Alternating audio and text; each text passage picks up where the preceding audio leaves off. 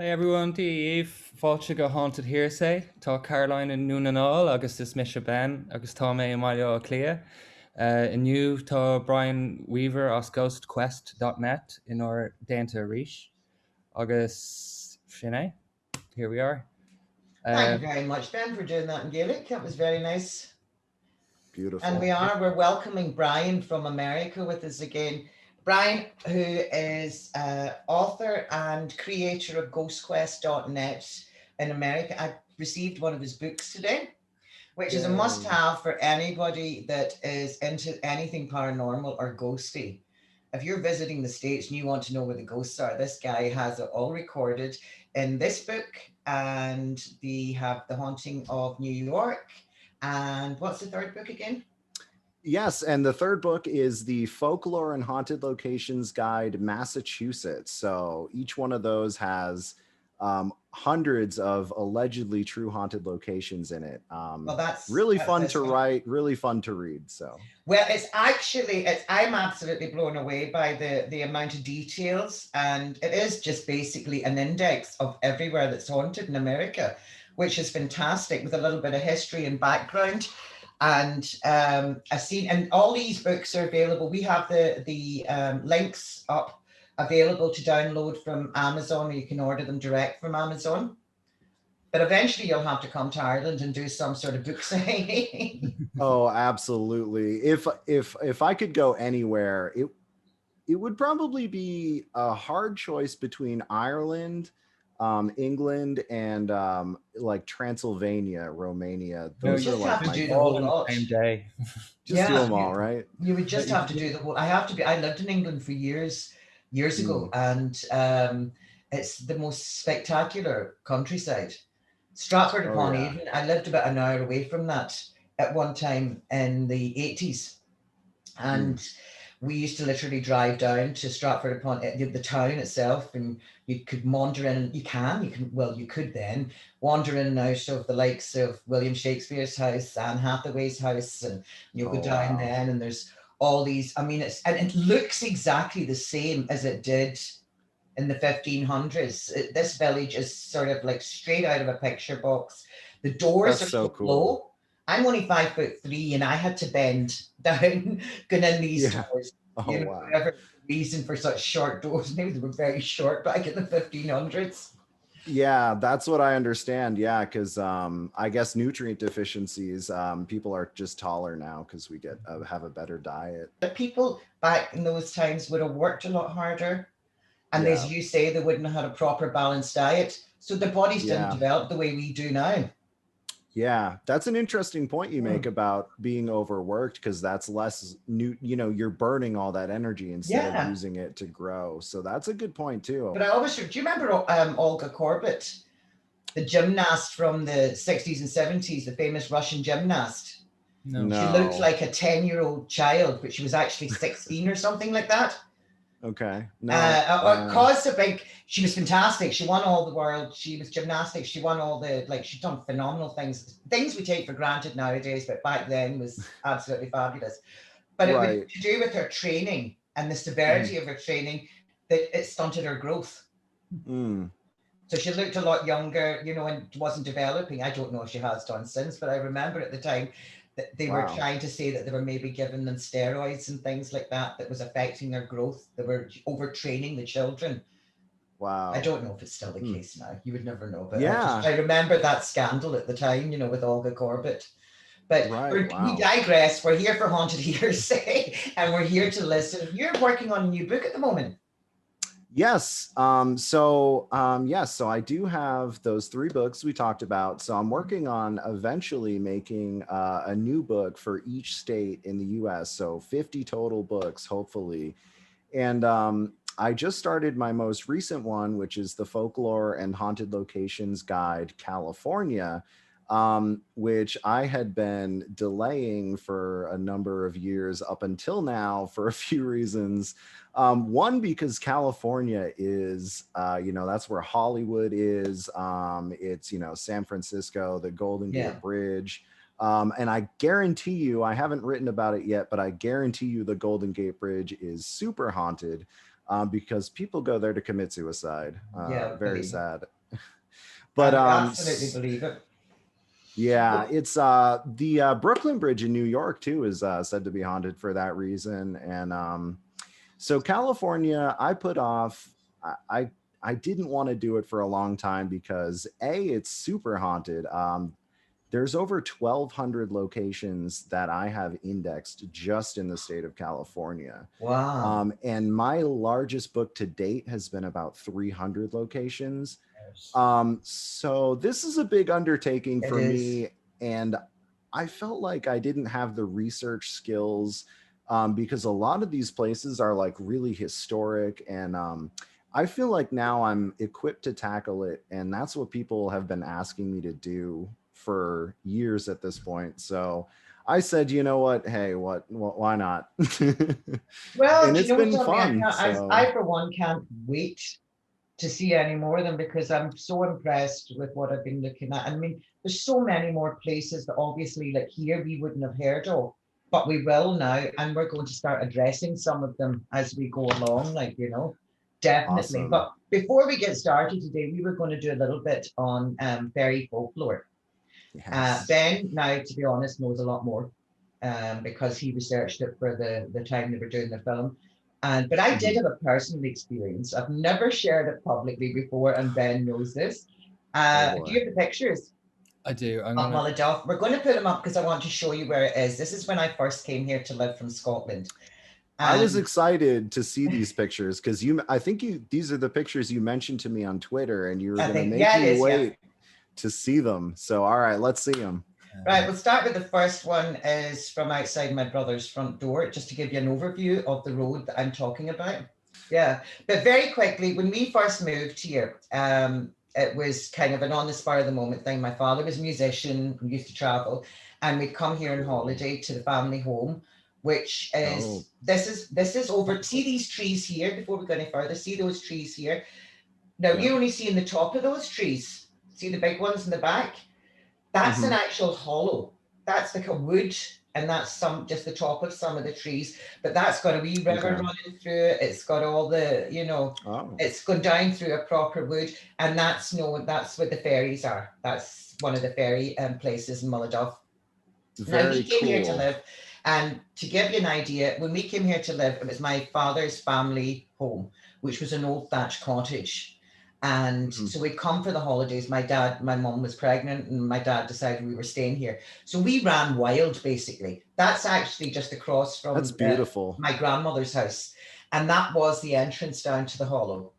Now it's actually, you can't really see it from here because since my father passed and my grandfather, that hasn't been cleared for 30 odd years, so that's actually one field in front of us, and that's another field lower down and another field lower down that takes you down to this lake. That was claimed it was bottomless, but we know it's at least several miles deep, so it takes you down to that, and that's also another entrance into that little wood, which is a ferry area. But from the main road up, there are about 10 different areas that have all been designated in the past as don't touch that, that's a ferry area. Don't touch this, that's a ferry area. Right. So is it true, real quick, that there are signs that like say it? Like there's like just stay away from this as like a sacred area kind of? Is that true? Some places do have that, yes. But in other places, then it's something that people know. You don't interfere with fairy areas.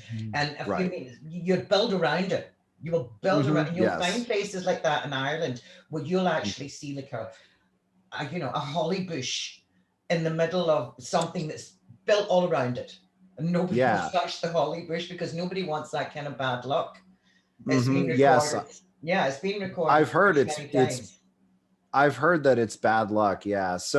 So what happens, like, if this area is marked like by the city or whatever, wherever it is, what happens if you go on it? Do you like get fined or something? No. Or do you just you show them the picture from the front of Dominic's house? You need to see that one. That's the one from, when I say it's my brother's, from his front door, but it gives you a better picture. That's it. Oh, wow. And see that wee road right up to the houses at the back, that's where the main road is. So that was a long walk, and then you come up a hill right up here, right round there, and Okay. then up behind that is where the family home was. No, you can go on it. There's an area down here to the right that has a holy well. Now, I Mhm. don't know why it was designated as holy, but I do know that it's actually part of a glacier rock. It was Oh, that's uncovered very cool. back in the 40s. And because the water rises up through the rock, it's not from rain, the Yeah. water, spring water rises up through the rock. In 40s and Huh. 50s, nothing done about it. In the 60s, geologists from England, etc., came to do work on it to find out why there was a glacier rock in basically a granite county. You know, Yeah. it just shouldn't have been there. And Yeah. they were able to, it's just up to the left of this on that field. That's the road from another angle. The house up here in the corner is actually my brother's. The family Oh, home is very just up nice. behind it. Now, but Mhm. leave that picture on, Ben. We're getting, because I don't want, I told you when I was 8, we came here to live, and well, running wild was one of the things that we did. And I had Yeah. gone to play with kids. This is towards the end of the summer when it would get dark quite sharply at night. Right. It would stay light to maybe about 7, 8 o'clock, you know, and then it would get dark quite sharply. And of course, Mhm. not being used to that because I was used to being in the city. So when we came here, I was running wild. There was nobody telling me what to do. Well, my mother, obviously, like, but we went out at, you know, Trying, right? yeah, we went out in the morning and we come back at bedtime, basically. But one particular night, I overstayed in the people I'd gone down to. My poor mother was, my mom was only young and she had babies in the house, etc. Not that she could Mhm. come looking for me. So my friends walked me to the end of this road. And that's the one you've seen from the overview. They walked me that far. So I had to walk up this road in the pitch dark. I was 8 That's years spooky. old. I was Yeah. terrified. No street lights, I see. No street lights, no street house lights. The house that's here on the left at the moment wasn't even there then. So there was no houses. My brother's house wasn't there. There was no houses until you got right up to the family home. And so, Yeah. of course, by the I time grew I up came in an along here, area. yeah, by the time I came I grew along up in here, an area like that too. This Hmm. actually looks a lot like New Hampshire. We have a lot of these like rolling hills, and it's known as the granite state because we have a ton of mountains and granite quarries and yeah, deposits and stuff. So I'm reminded a lot of home looking at these, pictures. that's nice to I'll know. send you some sometime. Yeah, I do. I'd love to see them because I would never equate Yeah. American the countryside looking anything similar to ours, you know. But It's anyway, very diverse. back to my This, story very quickly. yes, sorry. Yeah. 8 years old, I'm terrified. I'm walking up this road. I've never been, and I can still remember the fear. And thinking like I should have left earlier, should have left earlier, should have been home earlier. And up ahead at this corner of this road, on the right hand side, I saw a light and I could hear music. And I can only, it was the size of a crisp bag, but that size. Chip. Yeah. And I'm walking towards it. And I've gone past fear at this stage. I mean, I was absolutely terrified, and I can remember walking over and being thinking, what is that? And as I bent down, the light got brighter, the music got louder. And Mhm. the next thing I remember is I'm standing at the door of our house at the very top of the road and walking into my mom. And I had You no got idea. abducted. I had no idea how I got from that part of the road up to the house. Mm-hmm. Now, I will concede that, you can find maybe a logical explanation, that maybe I was so terrified that my brain has conjured this Right. up. I don't know. True. I really don't know. But my experience was I can remember getting to the end, and I know that there's a fairy rock on the other side of that. I didn't know that then, but I know that now. And Right. I remember coming up, and it was the music first, and it was the fact that it was a light, and I was coming up this road in total darkness, and Yeah. and that was That my sounds first encounter with the fairies. that sounds very like Will-o'-the-Wispy or Yeah. fairy like, and it sounds like maybe you were abducted by fairies and they sent like a clone of you that's like feisty and rambunctious. I think that's what happened. I'm not really me. Yeah, they sent the rambunctious version back. I think you were saying last time you're a feisty one, so sorry. I actually, I've always thought that maybe it was my grandfather, my father, my uncles, my great grandpa, everyone before us. and the same with their neighbours, had the greatest respect for the fairy folklore and didn't interfere with anywhere that was designated a fairy stone or a fairy tree. You know, they just didn't. They would have worked right around it. And I don't know. I like to think that maybe they took pity on me and seen my fear and took me home, and that was it. I don't know. I really don't. Yeah, and your possibility of, you know, your mind blocking it out, that is a trauma response. So something could have happened. I'm not saying, you know, the fairies did abduct you, but yeah, it's a strange experience. And I think the fact that folklore of fairies in Ireland, there's a reason it's been, you know, it's persisted until now, and it's probably because there's still something that people are seeing that we're not able to explain, even, you know, as recently as, you know, when you were a kid, like you were saying, you know, when people knew what technology was, and, you know, we still think it's not that. Because I've heard a lot of people say that like fairy folklore shares a lot of similarities with the UFO folklore, or not folklore, but stories of abductions, with the green flashing lights, the missing, the absence of time. Yeah, and I was like, well, before I forget all the things, I've got about 10 things lined up in my head. Sorry, Ben.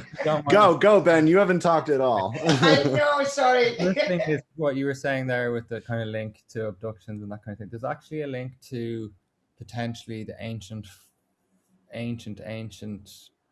like Fomorians, I believe. People think that there's a link to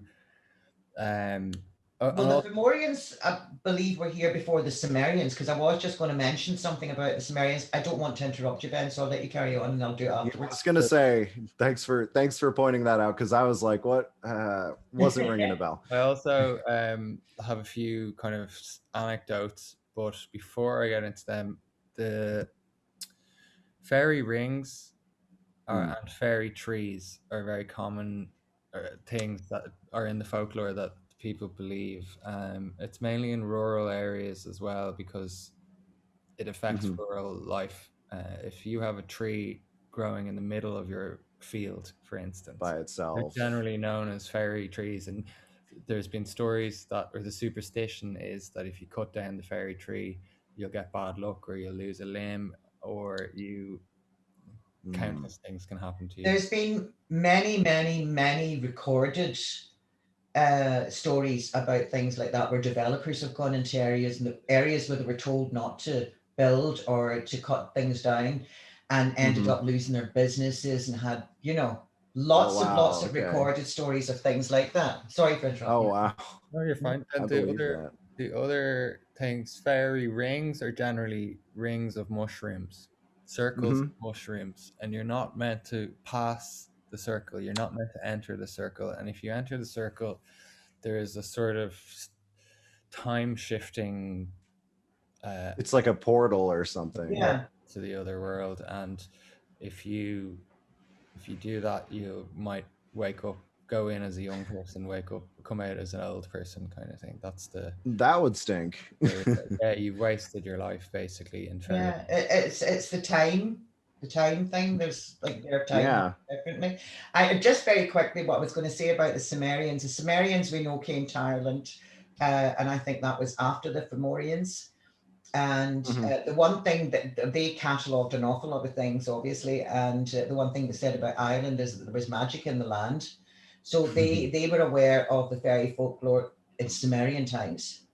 But it's not just here in Ireland. You'll find in northern European countries, very similar fairy folklore. And we do have a little folklore about fairies here as well. Sorry, Ben. No worries. There's a traditional, or there's a view of fairies that comes from Victorian Britain that's absolutely not what we are talking about. That's okay. Talking about that might be our version, because we do have some different fairy folklore. Like we have like Puckwudgies is like a type of fairy. I could actually be wrong about that. But yeah, I've actually heard people that I've met online talk about how they thought that house was cursed, and they found out that it had been built over Feyland. And Right. some of them would say like to leave a dish of fruit on the porch as like an offering, and they'll leave you alone. So there's like a few little superstition type things that we have up here. Well, And of here it's course, if you leave a see coin like, on your windowsill.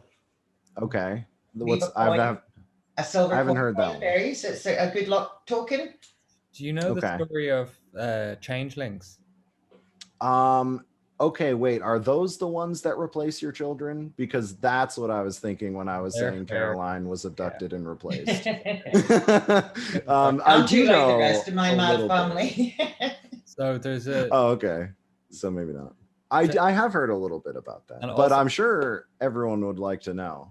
the banshees as well. Banshee means Hmm, in Irish, in the Gaelic language, means fairy woman. screaming fairy woman. I thought it was the She, screaming woman for some no, reason. Wailing woman is that it has two different meanings. It's either the is wailing fairy. woman. She is the word for fairy, Yeah.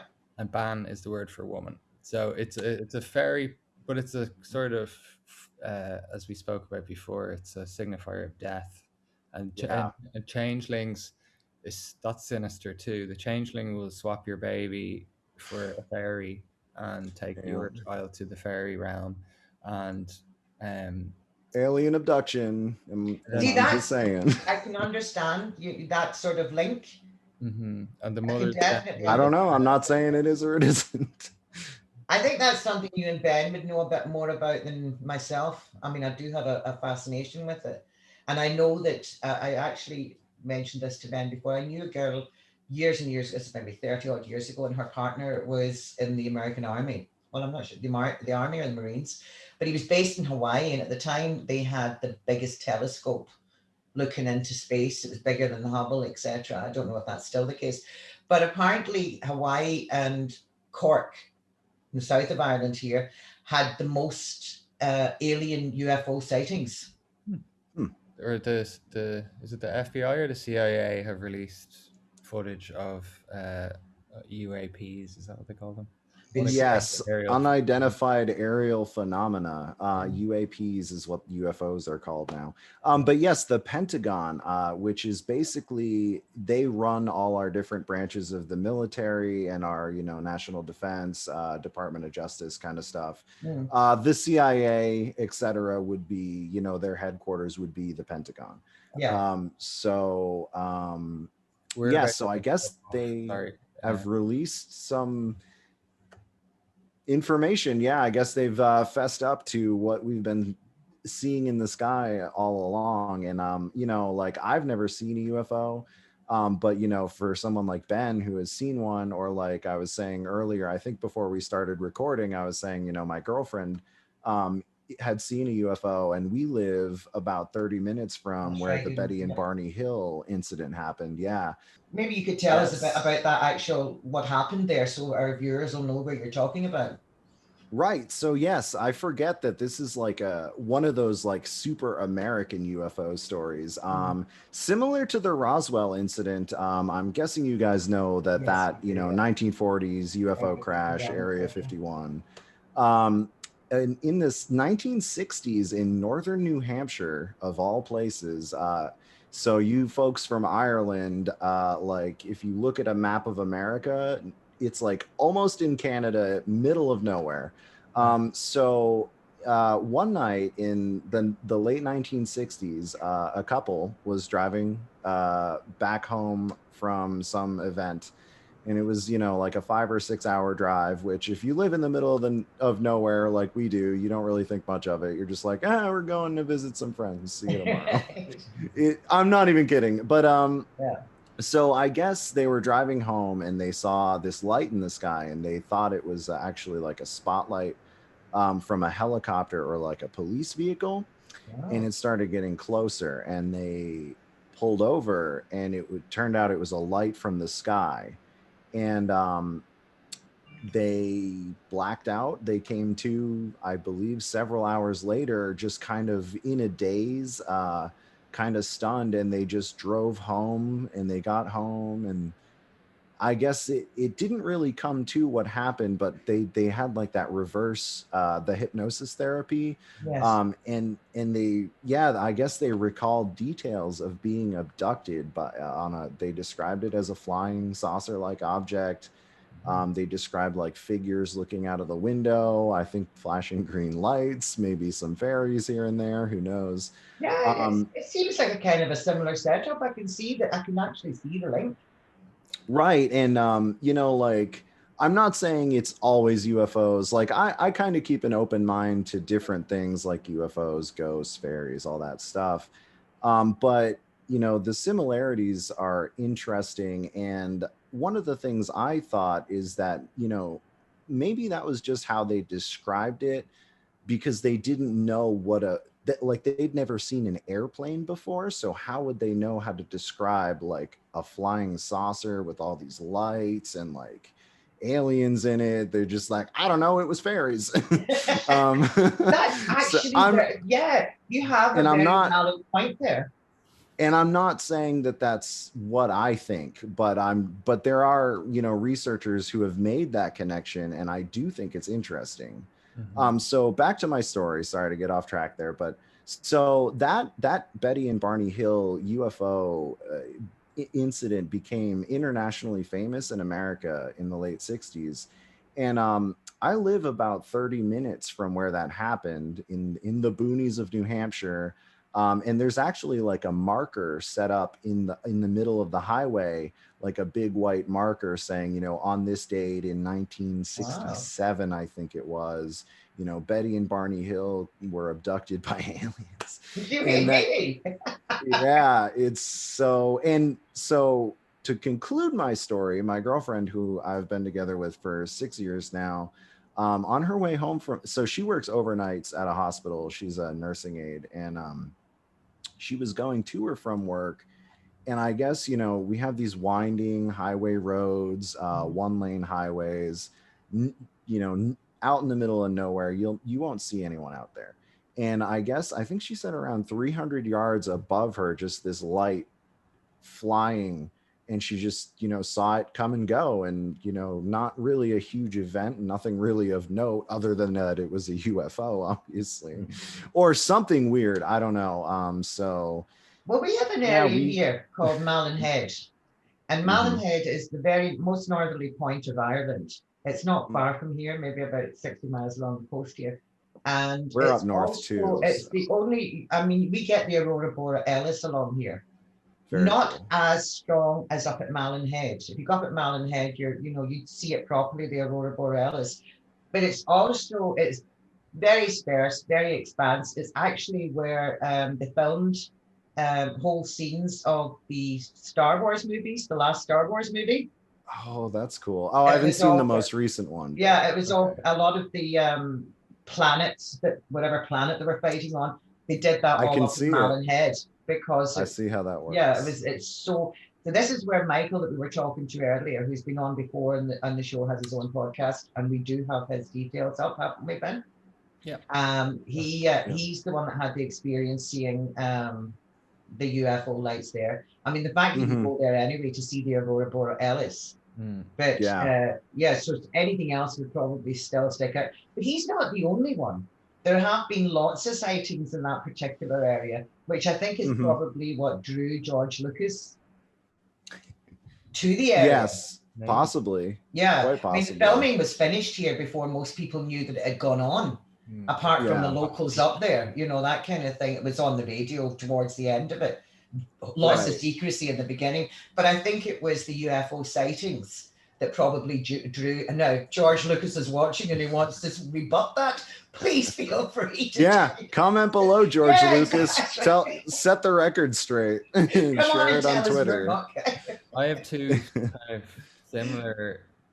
The only time I've ever seen anything was I was in Galway at a friend's house, and we were drinking out the back garden and just having a laugh. I wasn't even we weren't drunk, but we were drinking, and I would swear on my life, I just saw like a shooting star that went one way and then changed direction, which couldn't be a shooting star if it changed. Yes. And Yeah, then that defies explanation. the Yeah, other time I was exactly. literally walking down a suburban street with my friend, not thinking anything at night time, and I saw something similar to that. Just uh, again, like a shooting star, but it just didn't feel right. It didn't look like a shooting star. I've seen plenty of shooting stars. It just had a Same, yeah. just it was Because we're out alive. in the middle of nowhere. You It can was see moving them. really fast. Exactly. You have an unobstructed view of the skies, basically. It's the same here. There's Mm. no Yeah, pollution here or anything, Mm. you know.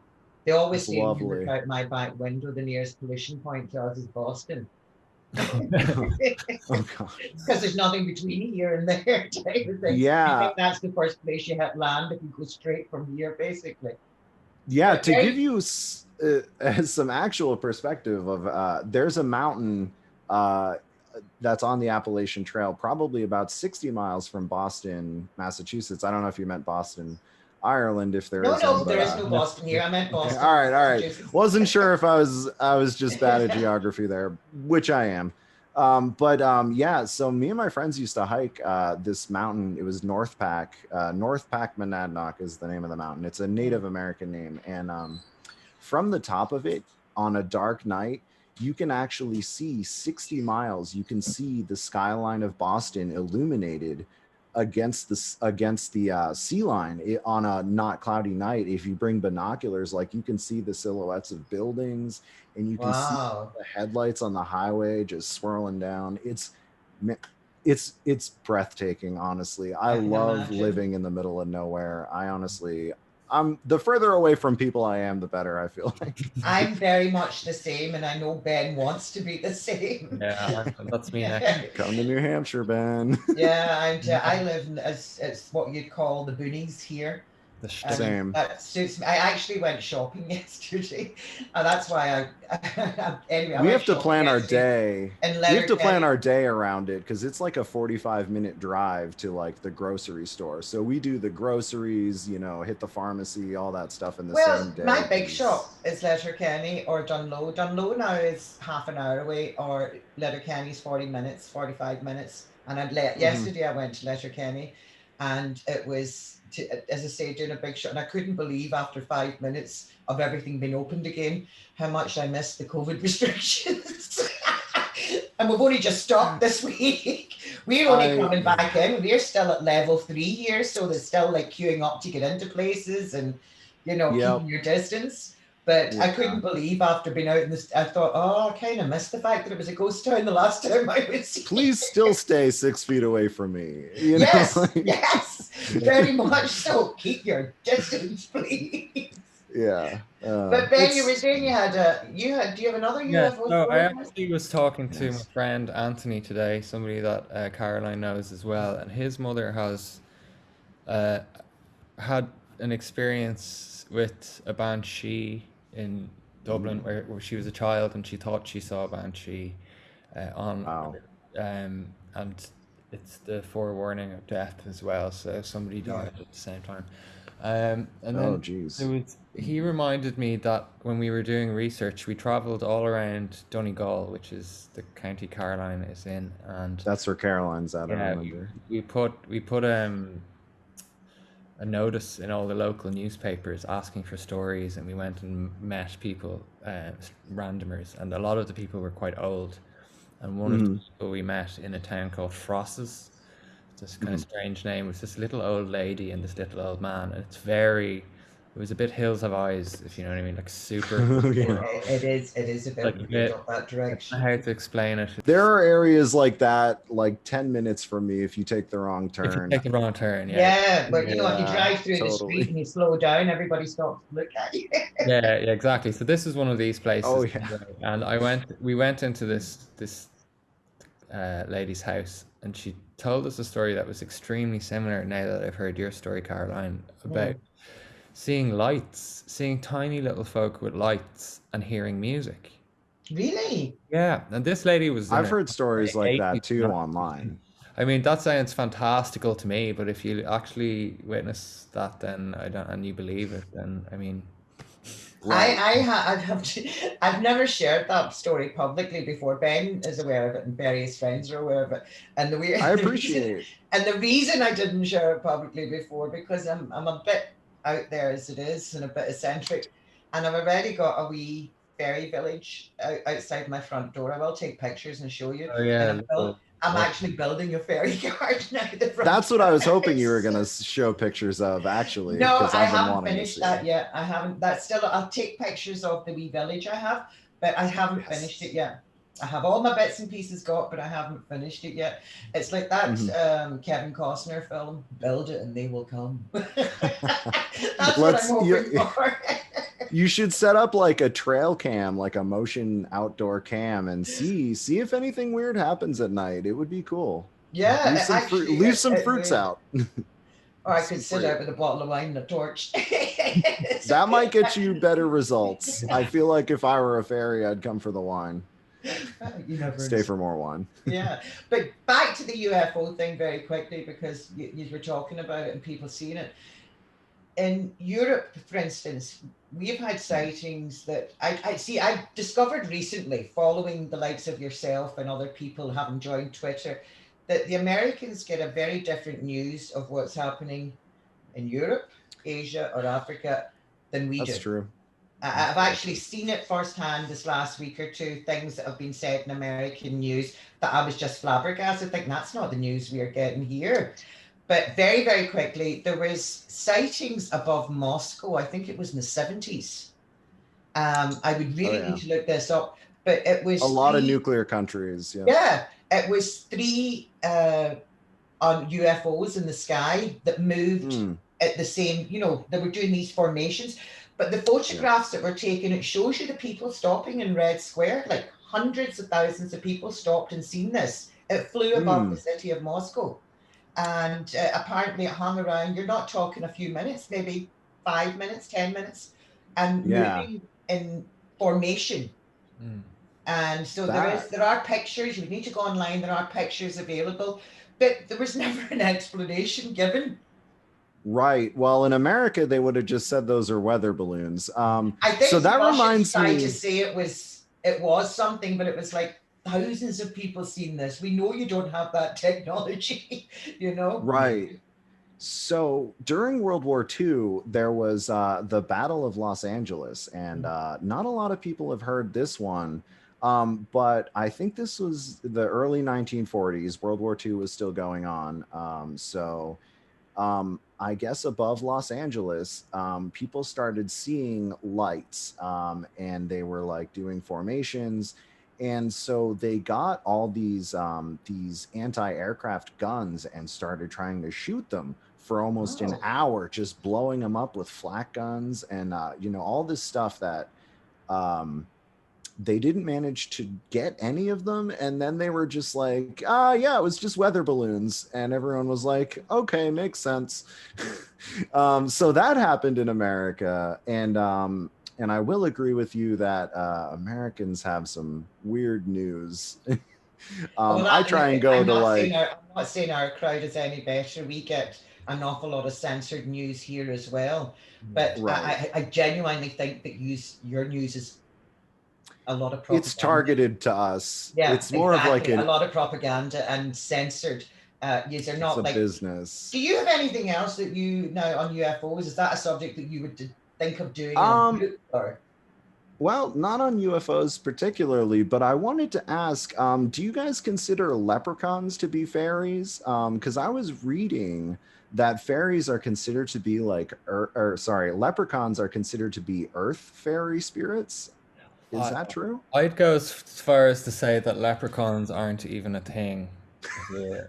And I was going to ask. That was my follow-up question. There is a picture that I put up on Haunted Hearsay a while back of what is supposed to be a petrified mummy of a leprechaun found somewhere in the south of the country a long time ago. Right. Now, if leprechauns are anything, they would be the equivalent of maybe your Northern European trolls. Right. Okay. There's nothing nice, or see this pot of rainbow, this gold at the end of the rainbow, etc.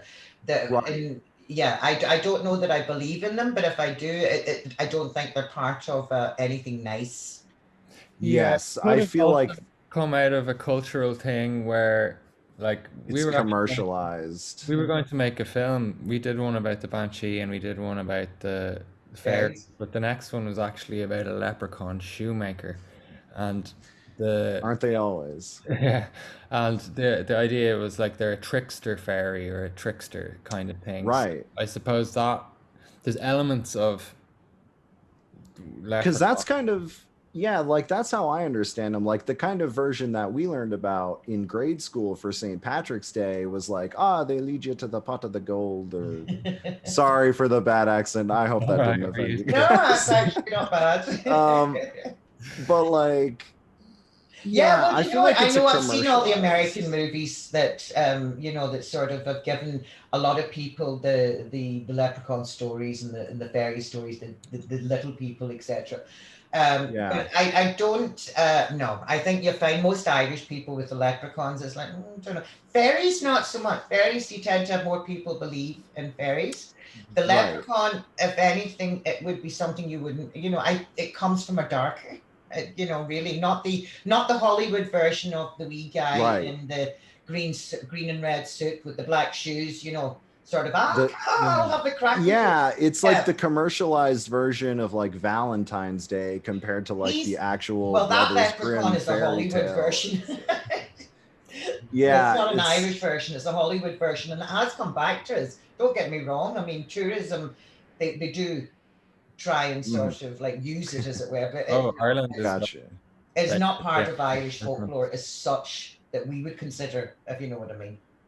I gotcha. Okay. Because I was curious because I Googled a little bit of fairy stuff before we talked, so I'd have some interesting points to add because like I said, in America, we have like a little fairy folklore, but nothing like you guys have there. So that's what I was like. I read that and I was like, so are like leprechauns like a subcategory of fairy, or like what is Yeah, that? I would put them in the same category. Now, whenever I came across that photograph Because they're of what's supposed to be tricksters. petrified, there was nothing appealing.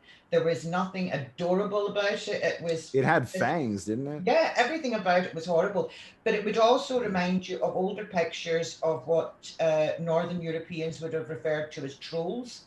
I know now Hmm. because of Harry Potter, we all think trolls are 15 foot Big. high, etc. But if you look in myth and folklore from Northern Europe, trolls were like these wee small evil things that were living under in bridges. caves and I Yeah, didn't know so I that. would put it. I would put them in the same category as more that. of that's Yeah. another kind of like as in Okay, I didn't know that. See, I always pictured trolls as being large thug carrying a big club around, Yeah, that's Harry Potter, you see. or I like love Harry Potter, Yeah, so so do I. it's a great no series. Pilfkin or these like I don't know if they're Hans Christian Andersen or the Brothers Grimm, but those stories have the kind of Germanic.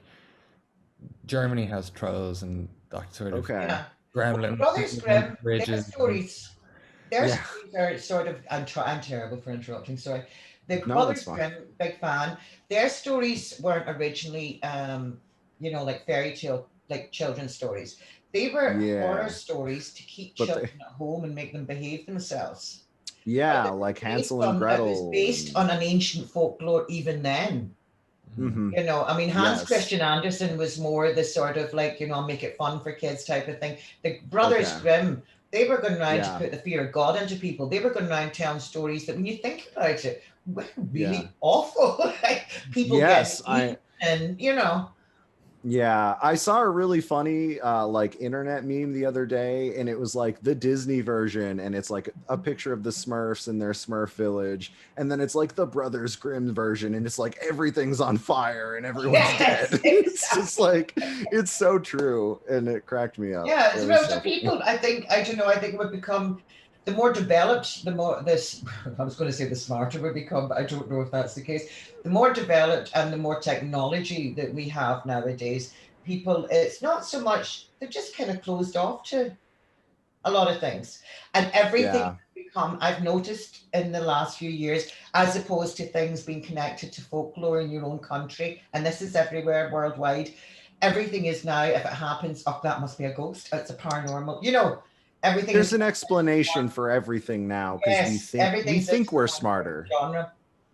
we think we're smarter, so we have an explanation for it. I think people are really quick to dismiss this kind of stuff that we're talking about, and like, you know, I've never seen a ghost or a UFO or anything like that, but you know, it's important to be open-minded to the possibilities that, you know, science can't explain everything, and someday we might even prove some of this, you know, like with evidence that we can quantify, like, you know, whatever Be people to look do with for in. dimensions, like Yeah. Yeah, multiverse. absolute string theory. I mean, we're Yeah. living in one tiny fraction of a spectrum of reality. So, I Yeah. mean, these things could be sitting right next to me right now, and our cameras and our eyes just can't see them. I mean, it's possible. Oh yeah, definitely. We have a lot more technology. It's like that episode with the Crawley factory there last week, you know, and they have it on camera, they have it on CCTV, you know, the lights sort of the lights coming on and then going off at exactly the time that, you know, it was recorded that soldier was shot 100 years Yeah. ago, you know, so it's yeah, it must have been in the early 20s because they were out of here. The Brits were out of here by 22. 24, 25, was it? Well, we became free state in 1922. Yeah, I know, but it was still a year. It was still a couple of years That before the recently, Brits my were actually out. goodness. I'm really not an expert on Irish history, but I thought it Nobody was. knows that. Well, not many people realize that, or they think that. Yeah, our country. Yeah, So they you were guys are out. going on 100 years this coming year, Next huh? year's our centenary. Yeah. Yeah, but Happy they didn't. I anniversary. mean, even though we were declared a free state in 1922, it was right up until the early 30s. There were still Brits. They had to close Yeah, I down was gonna all say their it's like places. Also, Yeah, the it took. administration was British, so all of the records and all of they were all actually burnt, believe it or not. I So, know, it's not disgraceful. I know now in Burton very Point cool. that the Brits weren't actually out of there until the early 30s. By mm, the time because they that was that had access to waterways and it still does. It's once you go Right. 3 miles off the coast out the back of my house here, you're in international waters. I can literally Oh, that's sit out the nice. side of my house and I do have bug binoculars. Also I've also got I have some, and I don't even have yeah, abuse. but you can literally sit and you can see the oil tankers going past in the distance or the big ships going past in the That's distance or the yeah. that's so cool. You know, a lot of people don't like that industrial kind of stuff, but that stuff is so cool to see. I Like, love it. Have you ever seen an um, oil tanker, you know, making its way or one of those big aircraft hangars? I mean, I'm looking at huge. probably something that's 4 miles away and it still looks the length of one of the islands. mm. They're the You know. size of like a city. Yeah, If you they're think like about like they're really, really big. military, Did you yeah, see those aircraft carriers, they Caroline? have like everything on them. There was Sorry, what were you saying? I think it's our largest military ship. Now we're a neutral country, so we don't really have that much of a military. Right. Our largest ship was up by your way chasing off fishermen. Did you see that? No. No. Um, I didn't see. Basically, it's complicated with the EU rules about fishing. So Right. Ireland actually has a quota about how much fish we can fish in our own waters because of EU. Yeah. Other countries Russians Okay. are actually and allowed to fish Spanish come into more our than we are waters. in our own sea. So it's a bone of contention. But the We Irish, need that here, yeah, honestly. the Irish We're military. overfishing. Well, you see, the Yeah. Irish military were chasing Irish boats uh, Yeah. to stop them from fishing because the Spanish boats have the Well, the right. Spanish and the Russians come into fish here as well, but it has to be their own people that have to come over and say, no, you're not allowed to do this. Our crowd can't interfere with them. Yeah, we're not allowed that. Ah. Yeah, we can turn them back, but you can't interfere with them because it would be an international incident. So Yeah. the only people they can stop is the Irish themselves. So the Irish are going out to fish in waters where maybe, you know, half a mile ahead of them is a big Russian ship or a big Spanish ship, and nobody's stopping them. But our crowd will come in and Yeah. fight. But see, yous, come on, back here, using knowledge. That's a yeah, that's frustrating. That's It a is bummer. very, very much so. It's the same with the English coastline and the Irish coastline. We're policed more because we Hmm. can be, and it's yeah, it's unfortunate.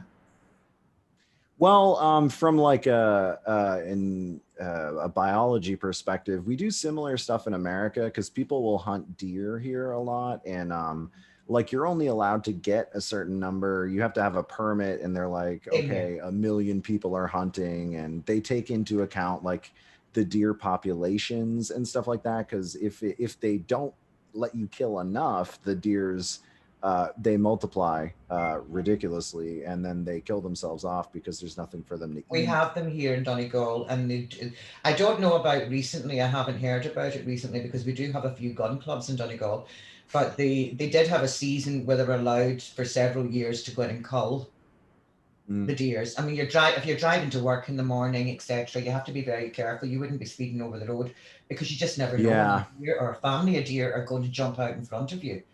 You know, once they come down off the mountain, they're straight into sort of people's gardens and.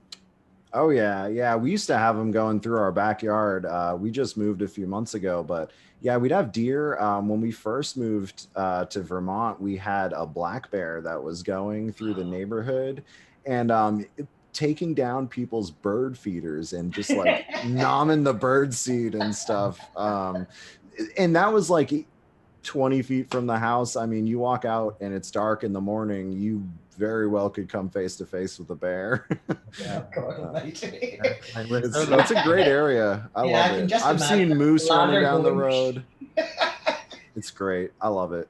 I'd rather see a bear than a person, honestly. We've no predators here whatsoever. No. Yeah? Well, that's good. None at all. Well, kind of. Our predators are only human. I was going to say. Ben, do you have anything else you'd like to say? I think I kind of covered all the little anecdotes I had, really. I'm going to speak in more detail with my friend's mother and bring down the recorder and actually get the first-hand story from her, because she's got tons and tons of kind of superstitious stories. She'd be she's in her 60s and she's a big believer in that kind of thing, and also she considers herself quite psychic, and she hears things. She's clairaudient. She hears a lot of things. So so I'll go down maybe next time, or in a few weeks time we can put up some of. Brian was just asking if there are any other sort of cryptids or like cryptozoology things in Ireland. So the first thing that came to my mind was selkies, but we have like fairies, banshees, selkies, I guess leprechauns. They're not really cryptids. The selkies are more a Celtic thing, so that's very much a thing in Scotland as well. Same with banshees. But they're not called banshees; they're called something else. So like all of this it all comes back from Celtic culture, I believe. Yeah, definitely. And you know, I mean, it's new things long before we did. And I actually seen a discovery there recently. It was on Facebook, and it was I'm part of an archaeology site, and I love it. I'm always interested. But it's a cave that's been excavated in France at the moment that throws a whole new light on our ancestors. You know, sort of the original people. That it's a lot older than we thought at the moment. They're actually able to carbon date markings in this cave that are 150,000 years old. Oh, wow.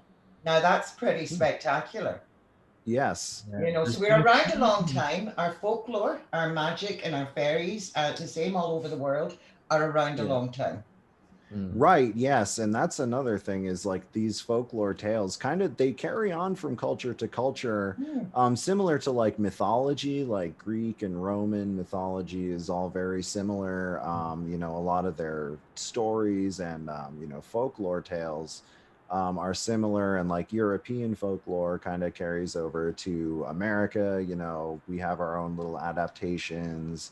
You know, mixed with some Spanish folklore, like the one that I can't say the name of, La Llorona. It's interesting to see the similarities and where it all comes from, like the vampire folklore that came from like, you know, Europe, and then there's like New Orleans has a lot of vampire folklore.